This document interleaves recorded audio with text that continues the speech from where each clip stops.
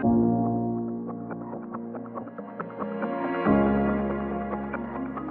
evening, everyone. Welcome to Flourishing Talks, a series of webinars that explore the connection between science and everyday life by inviting scientists, professionals, and experts in their field. My name is Professor Amin Zanjari, and I'm going to be your host along with Dr. Saif Al-Alwani. He's a professor of management, and he's very passionate about human flourishing. He is the founder of Human Flourishing Engineer Institute and a writer in 3 languages. His latest book is You Shall Not Language. 2020 has been a very special year marked with the coronavirus pandemic that left many people around the world anxious and depressed. Also, during this pandemic, people start asking a lot of questions. Is there any effective method and ways to learn to cope with such unprecedented crisis and any other crisis? Can we learn how to be resilient? To answer all these questions and more, we have a special guest with us today. Dr. TAYYAB RASHID is our guest. He is a licensed clinical psychologist at the Health Wellness Center and associate faculty in the Graduate Psychological Clinical Science program at the University of Toronto, Scarborough, as well as an adjunct faculty as the Executive Master Program in Positive Leadership at the IU University, Spain, trained with Dr. Martin Seligman at the Positive Psychology Center at Pennsylvania. Dr. Rashid research expertise include positive clinical psychology, strength-based clinical assessment, resilience, multicultural counseling, and mental health of young adults in post-secondary setting. Dr. Rashid is a co-chair of Canada's National Campus Mental Health Community and is the inaugural president of the clinical division of the International Positive Psychology Association. Dr. Rashid has worked with individuals surviving severe trauma, including survivor of 9/11 attacks, the Asian tsunami, and refugee families. Currently, Dr. Rashid leads Flourish, a preventive mental health initiative at the University of Toronto. This program has been organized with the Excellence of Innovation Award and has also won a large grant to implement the program at multiple sites. Welcome, Dr. Rashid. Thank you, Dr. Saf and Dr. Amin. It's my pleasure to welcome you from cloudy and wintry Toronto, but very warm welcome to all of you. And I do not deserve all these accolades because this certainly puts a lot of pressure on me. So some of this is not even accurate. So let's start with the humble questions, which I can answer. I'm not sure if I can live up to. Believe me, Dr. Rashid, I omit and he deleted a lot of things. If I can spend maybe more than 15 minutes, I will say much about you. So I have a question for you since we talked about your biography. Why you don't tell us exactly how you end up being a clinical psychotherapist? So my first academic loves were actually history and still are history and literature. I love human narratives, human stories. But I thought this is a good compromise and I was born and raised in Pakistan. When the time came to decide should I pursue literature or should I pursue psychology? Because history I already had dropped, so there was 2 options for me. I opted for psychology because it was still giving me the power of listening to human stories, but these were the real stories that I was going to listen. So I could bring my literature background, but also understand whatever we feel, why we feel, whatever we do, why we do. And at that time in Pakistan, we didn't have, PhD programs, advanced programs. So I then took my sort of flight or hijrat, as you will understand, migration. We are all migratory birds in some one way or the other. So my migration brought me to States.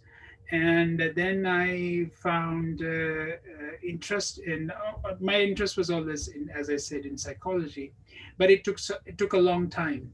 It took me 2 years to prepare myself to get into clinical program. But I think the real story is not, that why I want to become a clinical psychologist. I think for me, the real story is why I became interested in clinical psychology of the flourishing from clinical standpoint. And briefly, I had I started my program in 1998, so I'm quite old. And in the first fall of my program, I lost both of my parents due to natural death.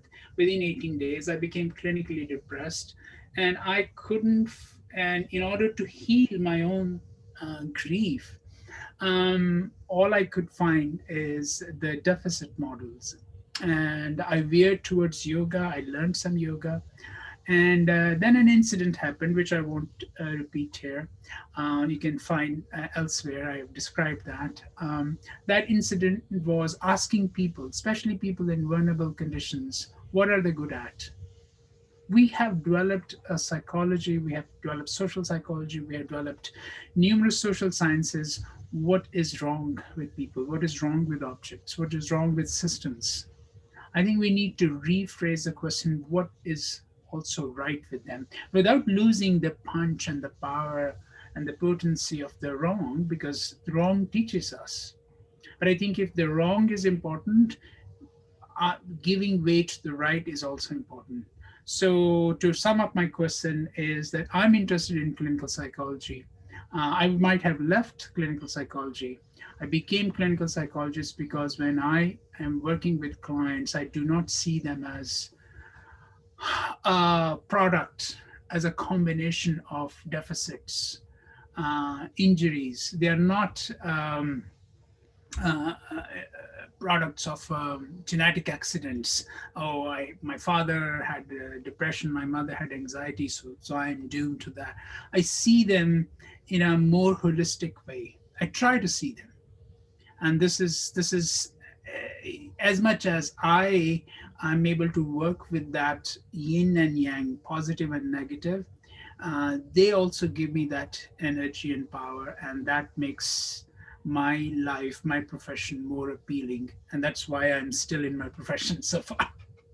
Is that why we refer to positive psychotherapy, Mr. Rashid? If we could explain this to non-professional, what it could be as a definition?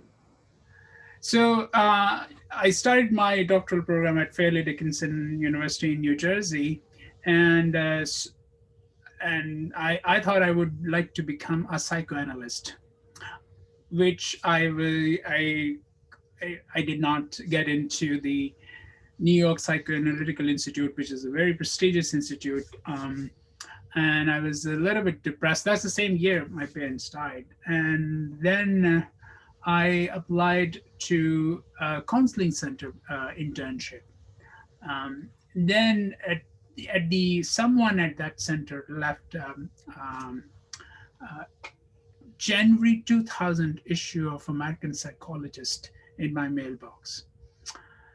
I read the issue, and Saf, cover to cover within a weekend. First of all, it was almost like an instant antidepressant. It lifted me out of it because I thought, okay, life is not only dwelling into my miseries and my injuries and my hurts, but then I said, I want to bring this aspect into clinical psychology, because if you look at clinical psychology, what is it? What are we left with?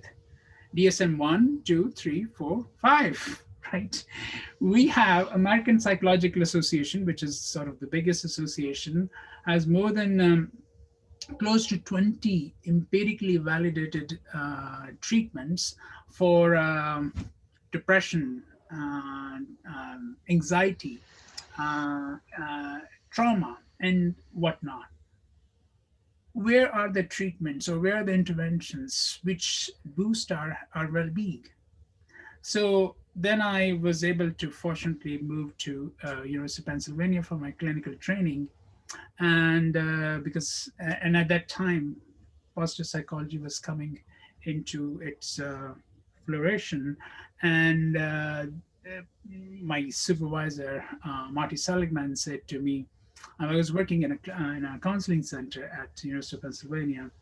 So TAYYAB, why don't you, it's a very heavy voice, why don't you try some of these interventions on clinical populations? And I was not sure. I did. And in order to give this as a clinical protocol, we have to give it a name. So we couldn't find any other name than positive psychotherapy, because it sounded a bit sexier, a bit cheesy. I wish if you, ask me to rename it, I would not call it positive psychotherapy, because by positive psychology, all my wonderful listeners, I do not mean the rest of psychotherapies are negative psychotherapies. Thank you very much. I believe Dr. Saif is just keeping and holding his mouth because he's very, very passionate. And I'm warning you from now, Dr. Rashid, he's gonna rain you and hammer you with a lot of questions. So be ready for that, Dr. Absolutely, Saif. absolutely. Yeah. You're right. You. Thank you, Amin, for inviting me to this talk. And I know that I cannot miss the opportunity to talk about one of my heroes. so I'm in a kind of simmering inside, and I'm jubilating.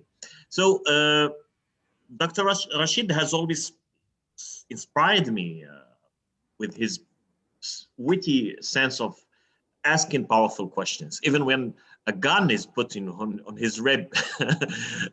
So I have a bulk of questions to give to you and to look for the feedback about. And I want to start with one obvious question. What a little bit bothers me about this title, positive psychotherapy, is the word therapy. Because when we start to work with implementing the model with non-depressed people, with non-suffering people, the word therapy evokes a kind of suffering, evokes a kind of mental illness. So if we can rename the thing to show that it's not exclusively destined to people who are suffering or officially suffering from mental illness, how can we repackage the thing? It's a very interesting question, and I honestly, Saf, haven't thought it that if I understand your question is, can we repackage positive psychotherapy for non-clinical populations? Right? Yeah, that's it. And the answer, and that questions has haunted me for a long time. That because I wanted to, once I finished my postdoc, I came to Toronto, and my better half also is a clinical psychologist. We did our clinical training together. So she and I, we went to worked in a school, and we we said, look, we can do psychological assessment, which is that they wanted us to do for ADHD, for autism, or whatever. But we also are passionate about this field. And this is positive psychology, positive psychotherapy. And the answer was, is probably the first answer to your question is no. No therapy in school settings. Yes, it looks wonderful that you will be talking about gratitude, you will be talking about optimism, hope, post-traumatic growth. All of these are good things. Our children should be learning this. But the word therapy has this connotation, which goes back to my first answer, that psychology has this long-standing heritage of it has it awkward romance with dysfunction, with dysphoria, with deficits. And why is that? So we also need to understand. So before I answer what I did, I think let me also explain why is that. So let's three of us in our audience do a thought experiment. We're going through a COVID-19 all over the world, and it has upended our world. The world that we knew before March 2020, we'd probably not know again. You pick any 10 stories from your favorite media outlets, social media, digital media, how many of them are going to be positive? Very little, very few. Right? You speak with your colleague who tell you, Dr. Saf, that your last lecture was so inspirational that I have decided to change my life upside down. I couldn't sleep and I made so many changes. You're just the right kind, your words, the eloquence you delivered were absolutely wonderful. And you're very happy. The moment this colleague or student is going to leave. But let me tell you, the one point that you said, that didn't really jive with me. That didn't settle with me.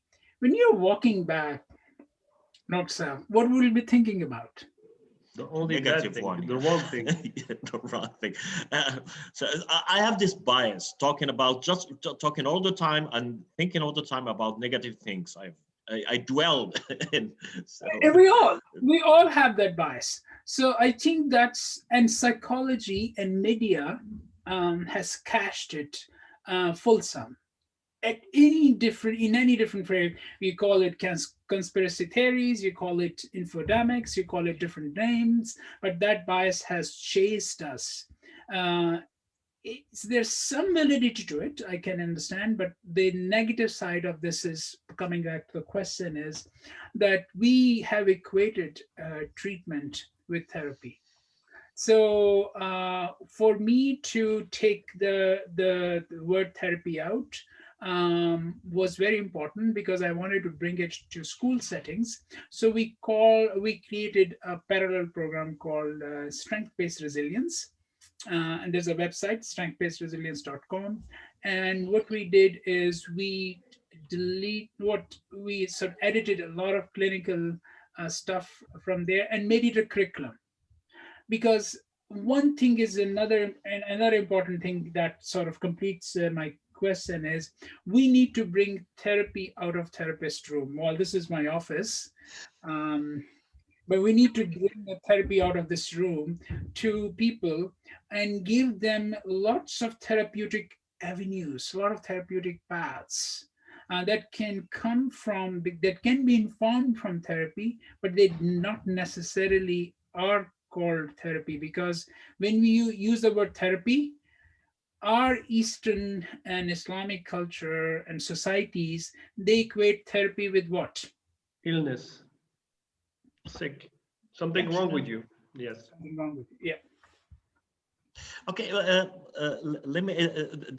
I'm glad to hear. Glad to hear that, because what we are doing here in Morocco is trying to craft a kind of program when we tap on positive psychology to come up with what we call the engineering of authentic happiness.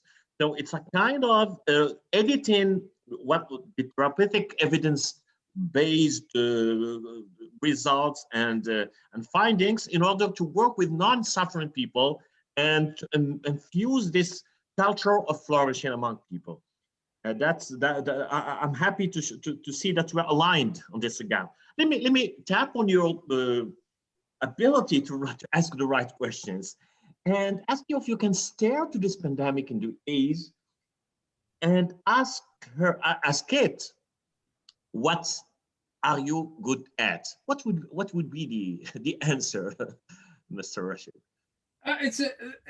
Well, pandemic has tested my abilities as it has done of the entire world, and I don't know if I have good answers, good questions. But let me give you a couple of illustrations, I think, which don't directly and perfectly or even moderately answer your question, but I'm going to attempt. First of all, it's human. I think it's also a question of asking, how are you doing, and not only asking the question, but also as much as a therapist feeling with them. So if we don't feel with our clients, with our spouses, with our children, we will break. We will not build, or will break. I don't know where we might be. Both processes can happen at the same time. The bridge of empathy. If I don't have a bridge of empathy, gentlemen, I cannot do anything. You can bring me the best interventions from Harvard to Yale to wherever. Berkeley. Mm. It's so empathy is so important. So I always ask my clients, how are you today in the moment? I start with where in the moment, and then listening to them is as much as I as empathically as I can, but also use empathy as a double-edged sword. This is not a very good metaphor, but it will work probably in Morocco.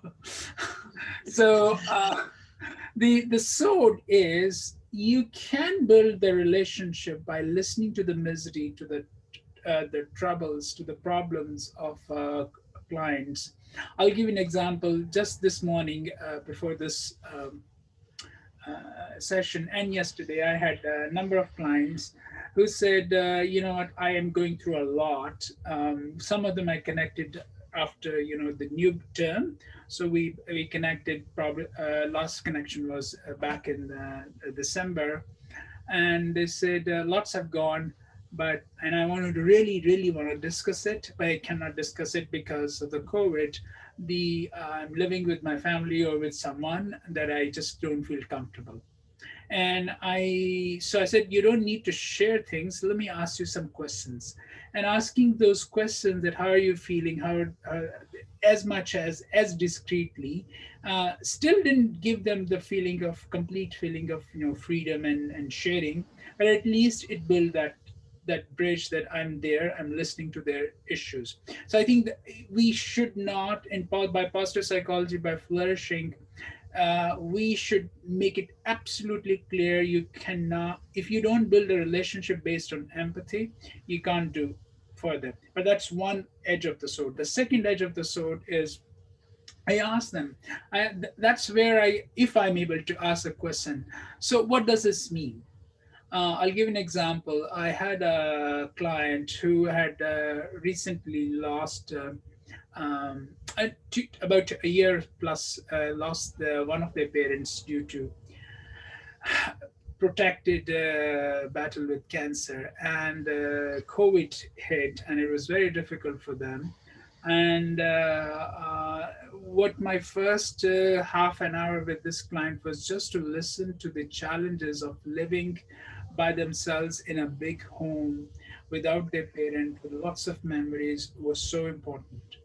And at the same time, what I have done, because this is not the first time, I worked with this person before COVID. After COVID, I was able to bring some of the elements of the things they have done well.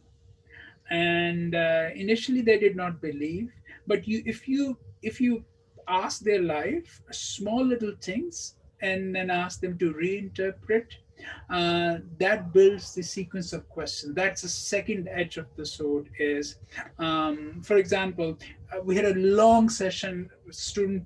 The client was very upset, distressed, and the question that I posed towards the end was, and they were adamant that things could have been better.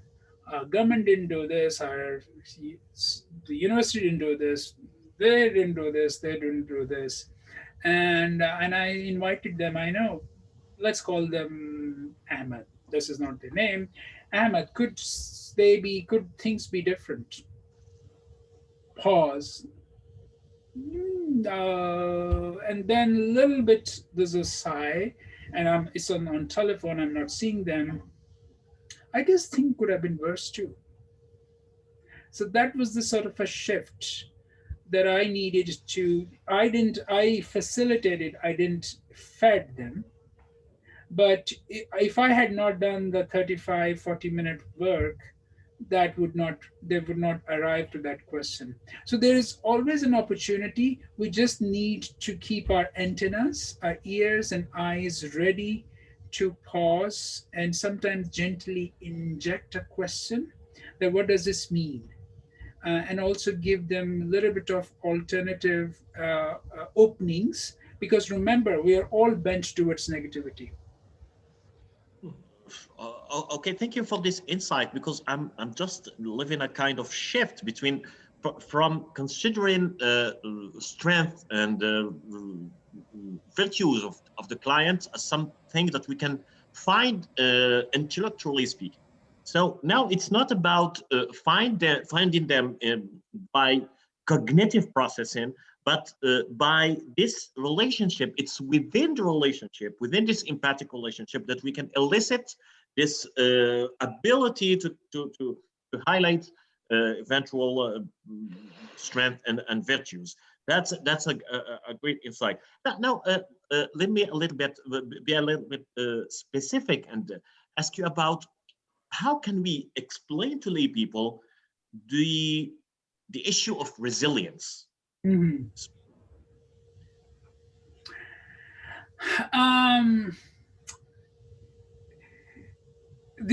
I go to the narrative. I want to understand the narrative of my clients. I want to listen to their story from in their own words, from beginning to end. And when I'm able to listen to in their own word, their own version, without interfering much, then I ask them, tell me a time in this story, something has happened too. And the very fact that you're sitting in front of me, or virtually these days, what does that indicate? And there's a first shift. I'll give you two examples. The first one is a pre-COVID example. This is a couple of years ago. I'm running a group, positive psychotherapy, and one of the exercises, positive introduction. So you tell a story about resilience. And it's a couple of sessions has gone. We build some rapport, and this, I'm going to call them kid. I call them kids. This kids tell the story. I wanted to become. I'm going to change some details. I want to become an engineer, but I can't, and I'm stuck with this major, which I don't like. Because just before university started, I had an accident, and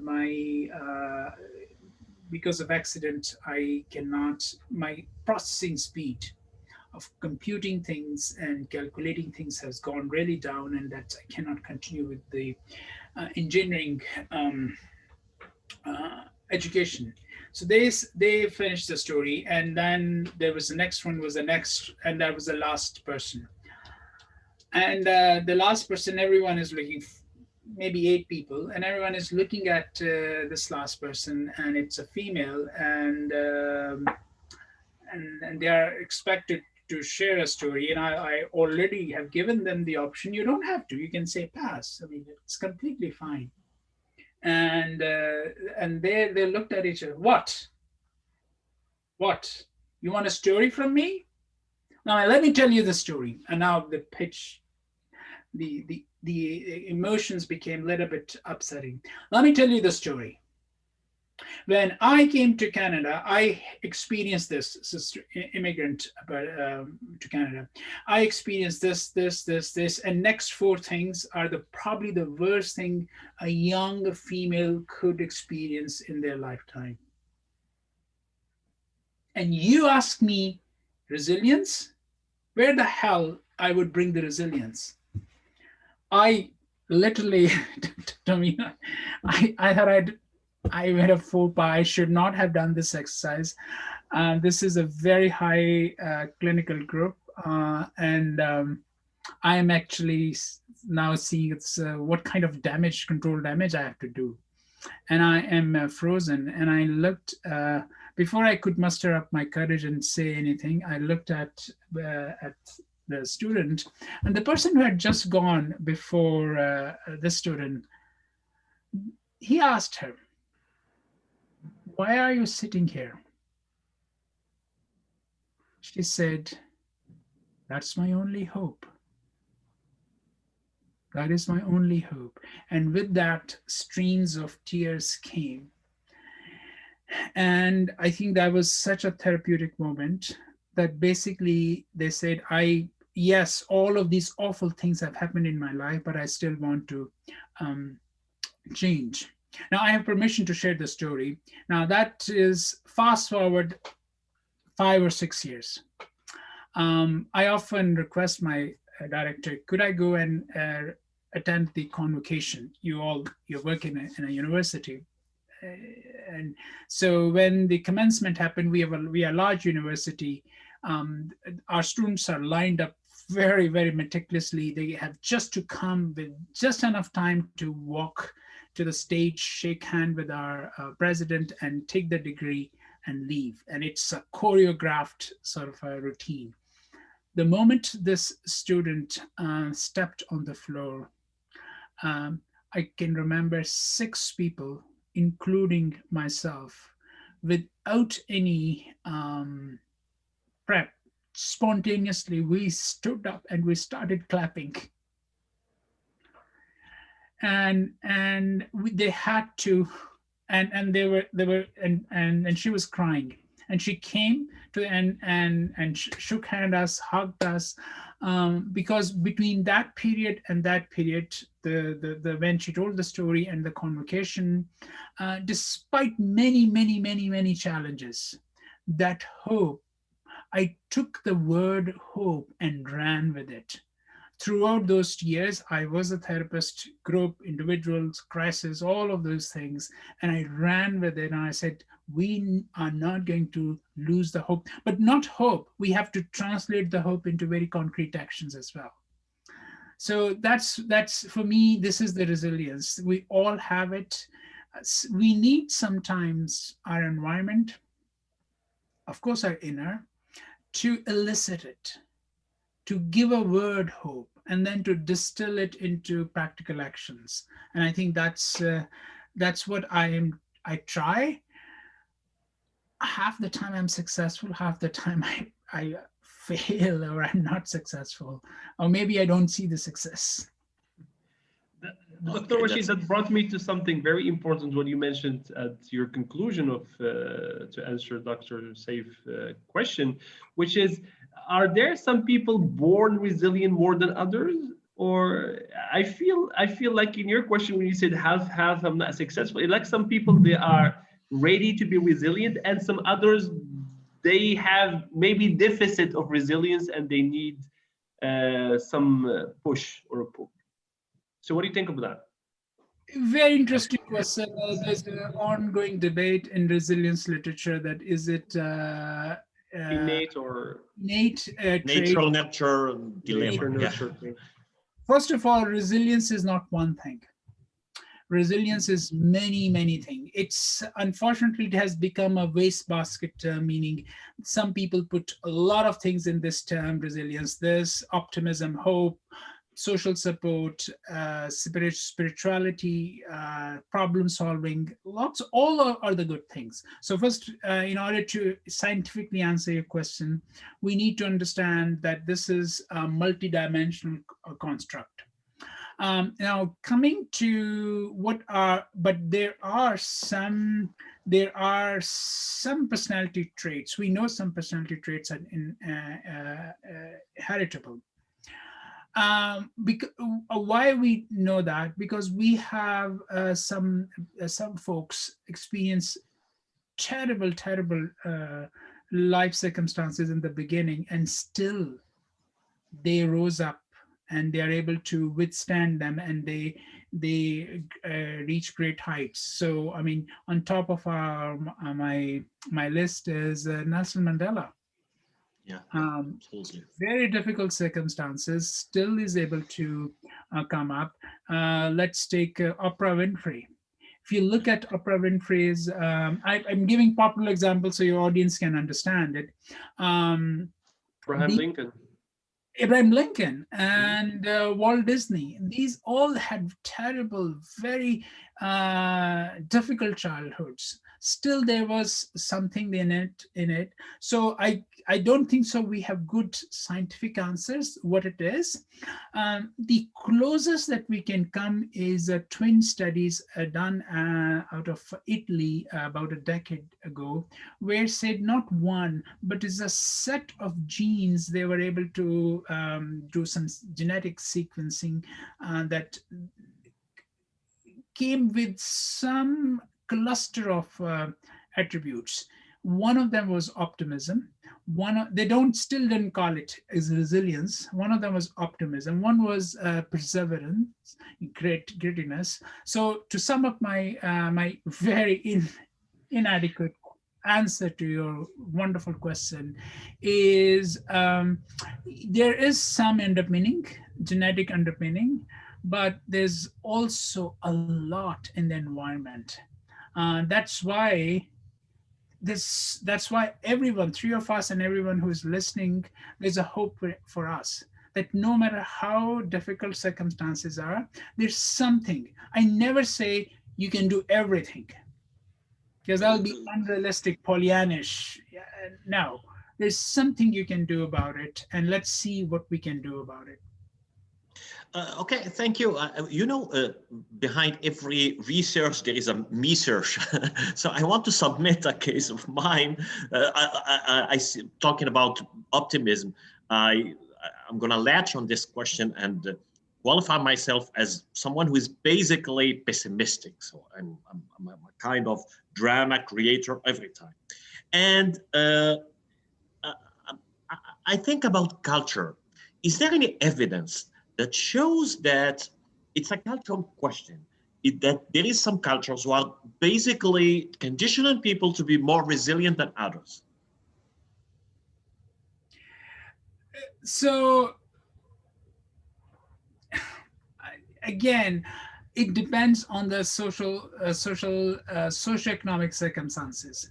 So it depends on the baseline. So I grew up in Pakistan. I come from average middle class family, and if you put all the independent variables on this side of equation and predict my resilience, if you put them when I was 8, 9, 10-year-old, there'll be the odds of for me speaking with you would be very, very, very low, right?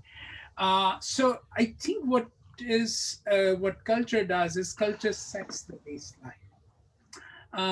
So if the baseline is that it's very, very harsh, so you can see the sub-Saharan and some parts of the world where the poverty level is so high that the survival is if you survive, that is a success. So I think where of course, you can still see the resilience there. Then the well-being level is expecting that people will be resilient and their well-being will be high, would be, I think, insensitivity for us. Okay. Now back to your question, what role culture plays? Of course, culture. We are cultural being. There is nothing. You can see my background. You can see my language, my accent. It's all informed by culture, the lens of culture. I'm coming to you through this very prism, the beam that is coming from this prism is through culture. Some cultures do emphasize on attitudes which foster resilience. For example, interdependent culture. Now there's compelling evidence that in Eastern cultures, there is in Chinese culture, there is no word of I. Traditional Chinese cultures. I'm not talking about contemporary cultures because we are confusing the world. The well-being is not defined by I. So when the well-being depends on interdependent relationship, interpersonal relationships, you're bound to work with each other. When you bound to work with each other, when you cooperate with each other, your resilience is much higher because you say, when the tough time would come, I can lean on someone else. I'll give you a very interesting example from COVID. I was looking at the COVID literature. There are actually in some, not, it's not a huge line of research.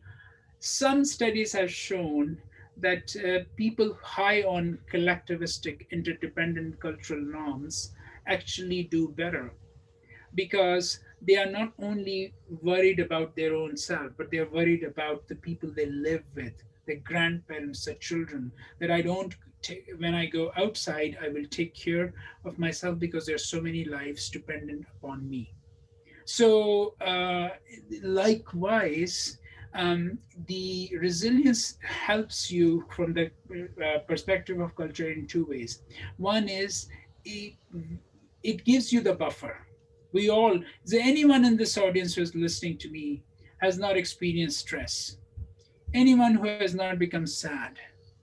Anyone who has not become anxious? We all become. And we have innate resources, but those innate resources interact with our environment. And the environment is shaped by culture. So bottom line is, the more individualistic cultures, doesn't matter it's west or east, doesn't matter. More individualistic culture, the needle of resilience will be impacted. That's a little bit of value statement, I'm sorry. Thank you. Yes, I know. I mean, I'm raining in your parade, but I have nothing to do about it. Okay, let's I was warning. I was warning Rashid, and I was warning myself before that. Yeah, I'm very intrusive, but it's my day. Yeah, it's like bringing a child in a zoo. So I'm looking at the lion. Let me shift gears toward more prosaic problems, like parenting problems. You know, we have a worldwide movement of coddling of minds, and especially youth minds. And me as a parent, I always catch myself red-handed, overprotecting my child and sparing them a lot of suffering and a lot of tribulation. So, no, what can you advise? What advice can you give to parents today in order to implement resilience conditioning within their education endeavor? Saf, that's such a wonderful question, such an important question. And I am, again, much like my other answers, I would not have a very good, it's a very inadequate response. So we have seen, so I'll start my inadequate response with the rising social phenomena in last 2 decades plus, since late 90s, early 2000, especially, and the millennials were coming. But the term was officially used back in early 2010s, helicopter parenting, that we need to protect our children. We don't want to give them the hardships which we experienced, which we endured when we were children. And the challenge with that is when you become overprotective, when you wrap your child in a bubble protection, artificial protection, you are actually, let's take the COVID example, not exactly the coronavirus example, but we need to build our immunity. And we will build our immunity by psychological immunity by taking some risks, by succeeding at some things, also failing at some things. So unfortunately, we have the helicopter parenting is one symptom of a larger world culture in which things has become three problems I see, three challenges that I see for human civilization, for their flourishing. We need to do more and more things. So the quantity is increasing. The number of things we are doing now, compare it to 15th, 16th century, either medieval Europe or enlightened India or 17 Abbasid, the golden age of Islam. We are doing way too much. So that's quantity. We're not only expected to do too much, we're also expected to do it perfectly. So there's a craze of things to do perfectly because we see these. Look at just a good example of that is open up your television screen. Don't you see these perfectly manicured bodies, and the homes are, everything looks perfect, and that perfection is now going into social media, that you produce a perfect 1 minute video and it will become viral, right? So we want to do things more, we want to do them perfectly, and we want to do them fast. The three ailments that has really ridden the happiness, the flourishing from our world culture are this, and we impart those things in our children by becoming helicopter parents. Do it more, do it nicely, and do it quickly.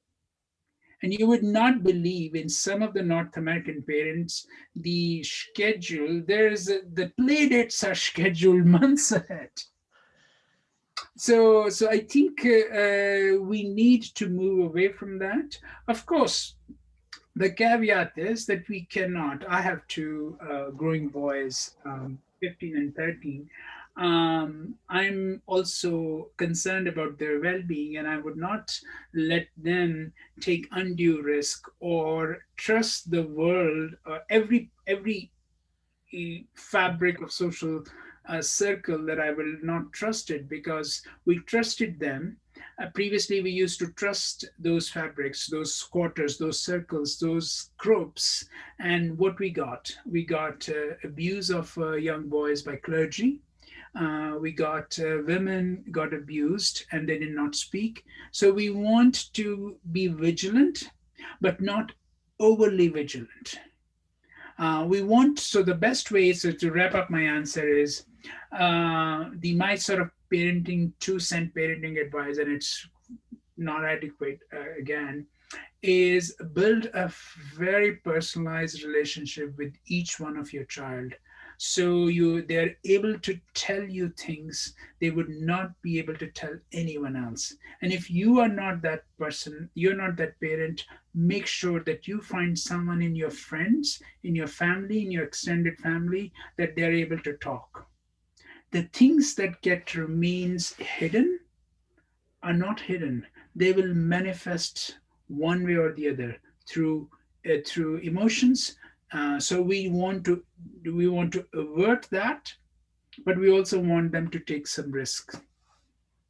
Okay, so thank you from my parents' heart. Okay, now let me ask you about another arena when I'm struggling with implementing flourishing practices. It's my role as college professor, and I'm a witness of a lot of psychological suffering among people, and I'm also a witness of the lack of character. It's not technical ability that is lacking now. It's about character. It's about the ability to deal with adversity, to bounce back after setback, etc., etc. How do you have any recipe? Do you have any philosophy to advise us so we can deal with such problem? Again, I'm sorry. I mean, I don't have a recipe, but I see that. I see the same thing. And in fact, Jonathan Haidt and his colleague, I'm forgetting the name, they wrote this wonderful book, The Cardinal of American Mind, yeah. American Mind. And so I work with the universities across Canada, and from the mental health perspective, and we're seeing escalating rate of depression and anxiety. Now, to give you an example, our students are the number one disability on most of Canadian campuses is not physical disability, it's a mental health disability. So now question is this, coming back to your question, is this a deficit of character? If we will say that, Saf, I think the problem would be that it will become a value-laden statement. The character is something which is, is these character traits are informed by Islamic perspective or by Jewish perspective or by Catholic or Hindu perspective. So rather than using them as theological prescriptions, I would suggest, and I will humbly suggest, look at the science. When we teach our children and our adolescents and our young people in universities the value of gratitude, what's the impact on their sleep? The number one issue, Saf and Amin, if you give me a magic wand, if I could fix the sleep of my client, I believe sleep and physical activity. And these are not psychological issues. And these are also, good thing is, these are not value-laden issues. These are biological facts. So I think, but in order to cultivate those biological facts, in order to sleep, in order to improve the quality of sleep, I need to improve their ability of self-regulation. In order for them to do exercise, I need to make sure that they are zestful, there's enthusiasm in them, or there's hope. So rather than presenting them as prescriptions, my struggle and still ongoing struggle is to present these character traits as scientifically malleable, modifiable, changeable constructs. So, and I make this argument that much like if you think depression is treatable, and which is a good thing, right? If depression is treatable, it's the needle can go up and down, so is hope. So why don't we also work in increasing the hope? And there are some very good decent interventions of hope. If people have lots of grudges, and those are consuming their interpersonal relationship, our young people, sometimes they don't get enough likes on the Instagrams and they are just simmering with, all of those things are happening, lots of things happening on social media.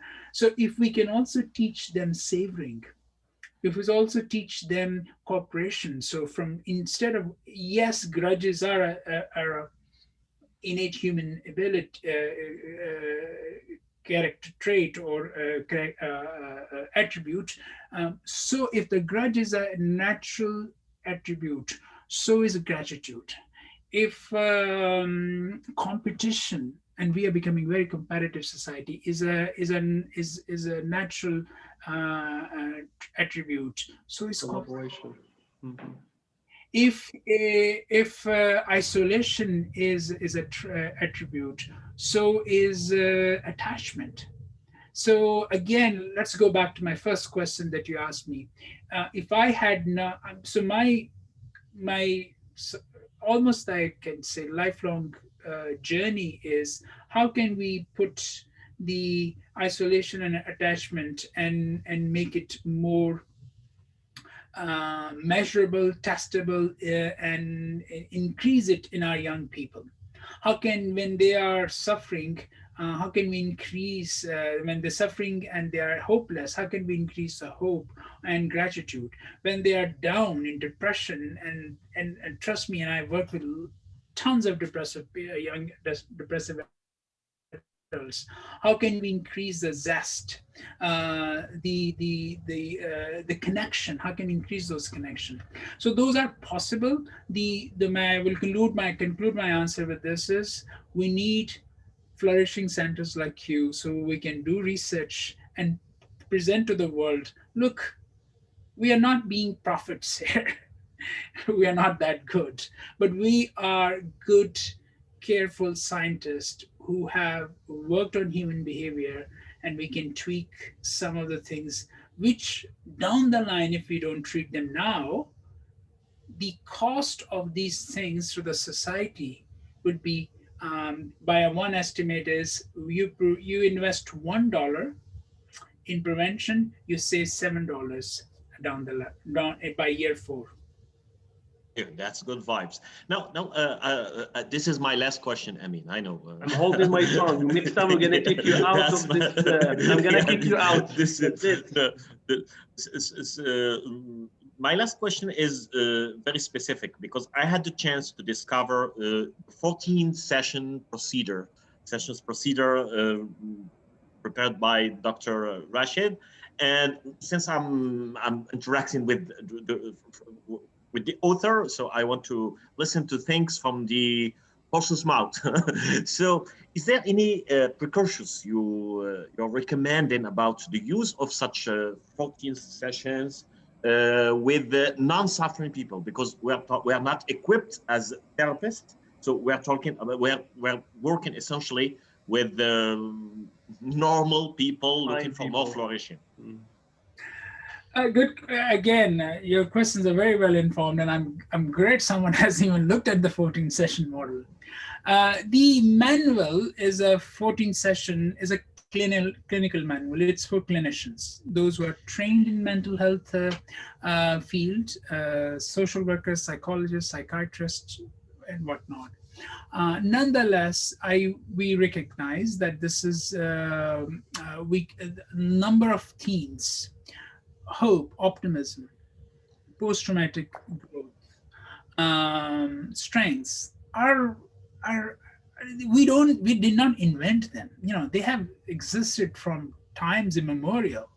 So how can we still make them discernible or make them available for public? So there's a workbook, and the workbook, you don't need any clinical training. If you want to get the benefit of those 14 sessions, you can just buy the workbook, and like a self-help book, you can follow through those. It is always, but look, some caveats. As a clinician, it is my utmost responsibility to say, if you are suffering from something which need professional treatment, don't take it as a substitute. But coming back to your question again is, if those who are non-clinical, you can just get the workbook, which is, I have it right here, which is much thinner, but it has all those sessions. Plus it has lots of good suggestions towards the appendix. Is about 50-60 pages, suggestions how you can use your strengths in a therapeutic ways, not therapy, but therapeutic ways to improve your well-being. Thank you. I'm done. I'm very grateful. I'm full, overflowing with gratitude and gladly joy. You're done. So it was to the point I'm gonna kick you out, or we're gonna turn your camera off and your mic. But actually, I was willing to ask the same question differently, but this mean we are in the same tune. Talking about the program of strength-based resilience. Is this what we were talking about, the 14 models, or is it something else? It's a 14 model program, and it's the same thing, but it's for non-clinicians. We made it like a curriculum.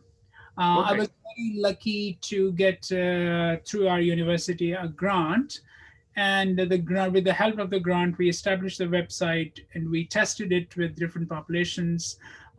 So this doesn't require, you can train it we basically train teachers to deliver it. Okay, I'm not gonna hide. I believe you see my intention here, because really I shared many times my thoughts with my friend and my brother and my associate, Dr. Saif. I was sharing always, and I told him anytime, and he can witness that, because I told him I'm really interested, so we talk about you as a guest, about strength-based and resilience program, because I see a lot of people, since as I believe a lot of people, they lack of, I'm not gonna say character, but they need someone to teach them how to use their strength and how to fortify their resilience. So let's say me, or maybe someone in the audience wants to learn how to be a teacher or trainer for other people, how to be to use the strength-based resilience. What I should do and what we should do. The typical strength SBR, we call it SBR, strength-based resilience, comes from a 3-day training, very immersive, very experiential, very hands-on training, and I've done a number of them, different places in different settings. So that's, but by no means I am making any commercial plea, because I don't need that, honestly. The good thing is the book, as a practitioner manual, will be published hopefully by the middle of this year, 2021. It was supposed to be published last year, but of course, last year was last year. So you will have the benefit of going through that. But let me also, having a book, there are wonderful books. I mean, honestly, my manual is average.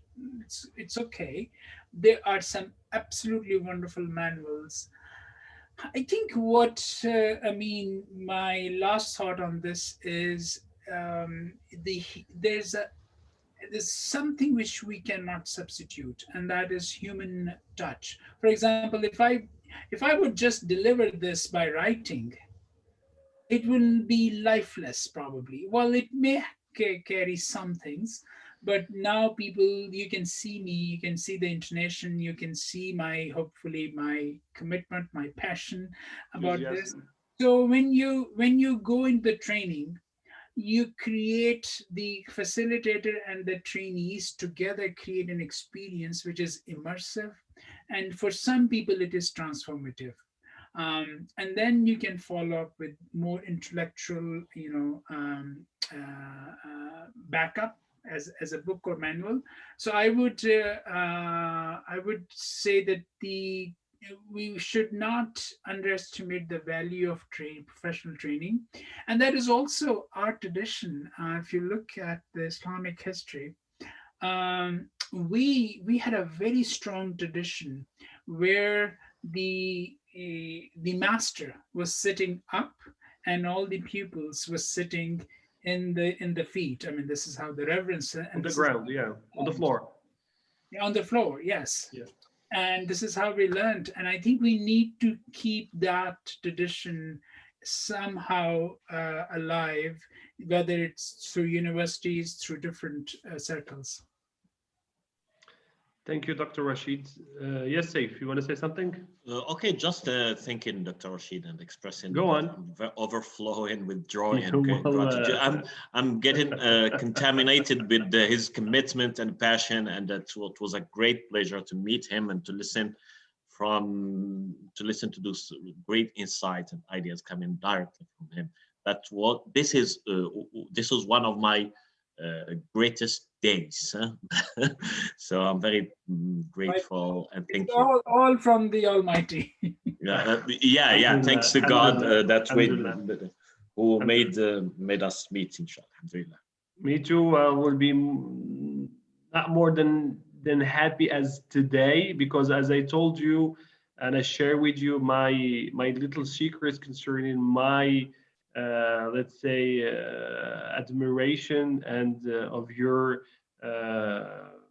kind as a teacher, as a researcher, and as a professor, as a doctor. And I told you also that I want to be, or following your steps, inshallah, which is I want to be Dr. Rashid TAYYAB in Moroccan version. If it and maybe next time, if things goes fine, inshallah, we're gonna invite you here in Morocco to visit. And I believe you told me that you visited once, or you just. No, I have not been fortunate, but I have romanticized Morocco by watching some Western movies. But lately, I watched.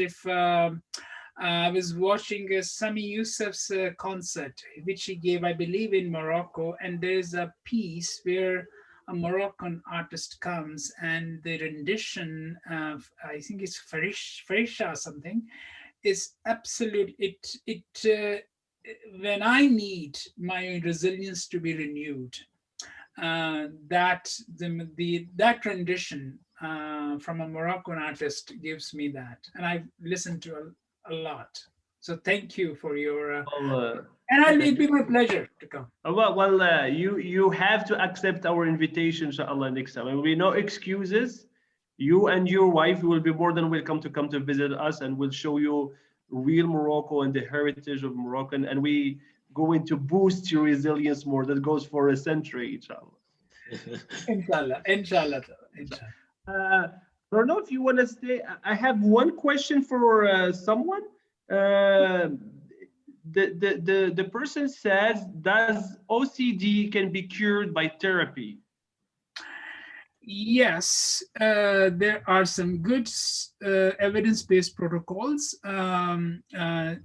which have shown, and there are a number of them. The one I'm familiar is by Edna Foa from University of Pennsylvania, and her lab has done some wonderful work on response prevention. It's a cognitive behavior model, and it is curable by therapy. But oftentimes, when someone say I have OCD, I'm also looking at the person as a whole.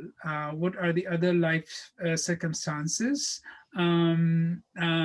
If it's springing from anxiety, how can we also bring relaxation? So when I'm working with the anxiety/OCD, I'm also trying to infuse some states of savoring, some states of relaxation, but make no mistake, the first line of treatment is evidence-based protocols such as Edna Foa's, because foster psychology is not far advanced to have a direct impact on these clinical conditions. Well, thank you for the answer. I believe it was straightforward answer for the question.